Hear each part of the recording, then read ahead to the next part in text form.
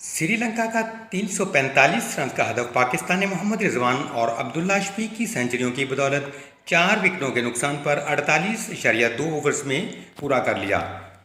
हैदराबाद के Rajiv Gandhi cricket stadium में खेले गए आईसीसी वर्ल्ड कप के 8वें मैच में श्रीलंका ने पहले बैटिंग करते हुए 9 विकेटों के नुकसान पर 344 रन बनाए थे।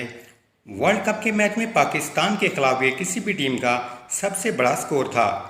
इससे कबल पाकिस्तान के खिलाफ वर्ल्ड कप में सबसे बड़ा स्कोर 336 रन था, जो भारत ने 2019 में बनाया था। पाकिस्तानी क्रिकेट वर्ल्ड कप में कभी भी 265 रन या इससे ज़्यादा का हदफ कामयाबी से हासिल नहीं किया था।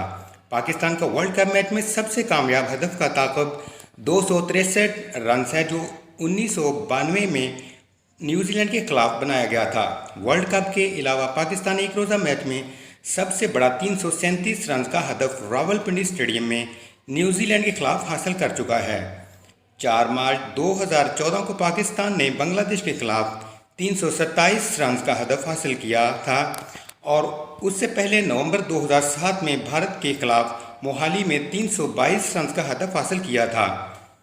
अप्रैल 2005 में पाकिस्तान ने भारत की जानब से दिया गया 316 रन का हदफ हासिल करके अहमदाबाद के होम ग्राउंड पर भारतीय सूरमाओं को शिकस्त से 2-4 किया था।